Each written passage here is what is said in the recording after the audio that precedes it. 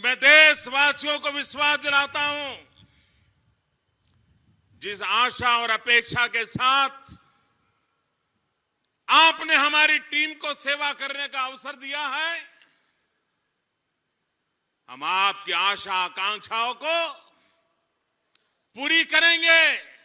आपकी सर आशा आकांक्षाओं के मानदंड पर खरे उतरेंगे, ये मैं आज विश्वास दिलाता हूं आपको।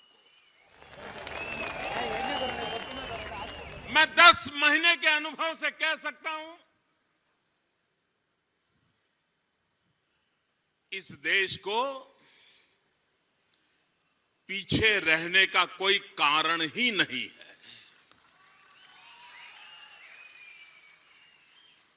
ऐसा कोई कारण नहीं है कि हम पिछड़ जाएं।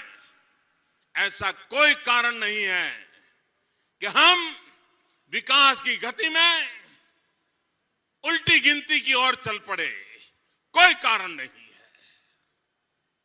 और 10 महीने में हमने अनुभव किया है।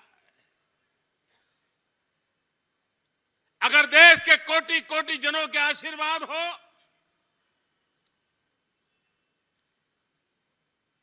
नियत साफ हो, तो निर्णय भी सही होते हैं और नतीजे भी सही होते हैं। भाइयों बहनों, जब दिल्ली में हम सरकार चला रहे हैं तो हम पर आरोप क्या हो रहा है, हमारी आलोचना क्या हो रही है? हमारी आलोचना एक ही हो रही है, उछल उछल करके यही बताया जाता है, ये तो हमारे जमाने से था, ये तो पहले हमने भी सोचा था, ये तो पहले हमने भी किया था। भाइयों बहनों, हो सकता है कुछ बातों में नीति समान दिखती हो, लेकिन कभी कभी नीति से ज्यादा ताकतवर नियत होती है। और हमारी नियत, आपकी नीतियां क्या रही क्या नहीं, लेकिन आपकी नियत ठीक नहीं थी, हमारी नियत ठीक है और उसके कारण हम विकास के दौर पे आगे निकले हैं। और इसलिए मैं कह रहा हूं, और इसलिए मेरे भाइयों बहनों मैं कहना चाहता हूं, आपको हैरानी होगी, मैं जब मेरे पास फाइलें आती हैं तो मैं देखता हूं 2007 में कोई प्रोजेक्ट का प्रपोजल हुआ है, 2014 तक लटकता पड़ा है। 2011 का प्रपोजल है, 2014 तक लटकता पड़ा है। मैं हैरान हूं, ये लोग करते क्या थे? भाइयों बहनों, ऐसे सैकड़ों प्रकल्प जो 2-2, 5-5, 7-7 साल से लटके पड़े थे, एक के बाद एक उसके फैसले कर लिए, निर्णय करने की हिम्मत जुटाई, गलत होगा तो उसको ठीक करने की दिशा दी, और ठीक था तो आगे बढ़ने की दिशा दी। और आज हिंदुस्तान हर दिशा में आगे बढ़ने के लिए तेज गति से चल पड़ा। कुछ लोग हमें टोने मारते रहते थे, मोदी जी चुनाव में तो काले धन की बड़ी बातें करते थे, कहां है काला धन? काला धन कब आएगा? काला धन आएगा कि नहीं आएगा? ऐसा झूठ चलाया भाइयों बहनों, क्योंकि उन्हें मालूम था, वो इतना चीखना चाहते थे, इतना चिल्लाना चाहते थे कि सत्य की आवाज दब जाए।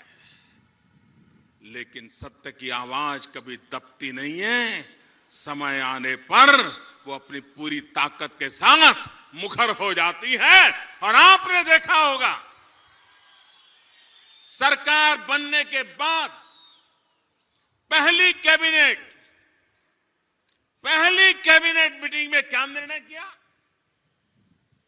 3 साल से दिल्ली में बैठी सरकार सुप्रीम कोर्ट के कहने के बावजूद भी काले धन के संबंध में निर्णय करने को तैयार नहीं थी, एसआईटी बनाने को तैयार नहीं थी।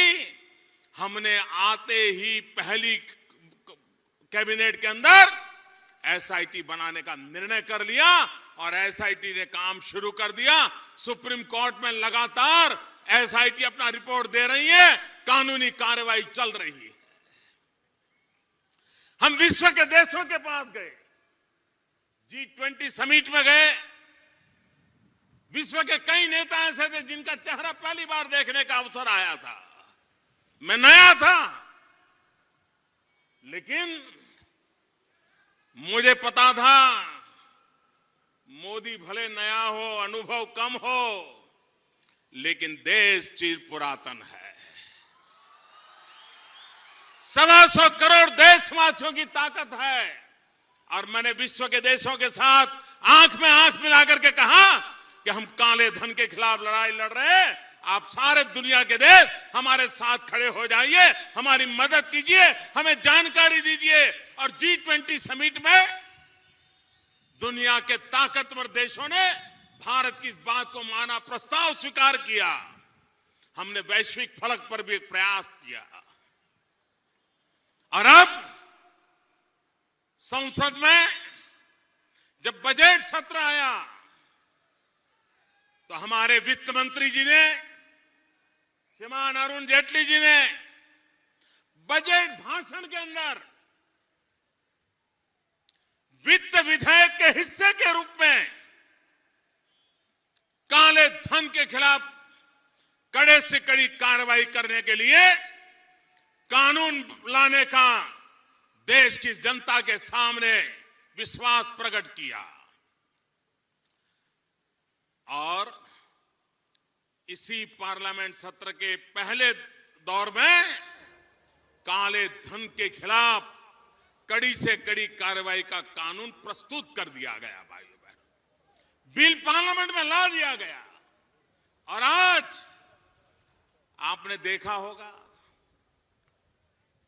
बजट के भाषण तक, जब तक अरुण जेटली जी का भाषण नहीं हुआ था, काले धन को लेकर के मजाक उड़ाई जाती थी।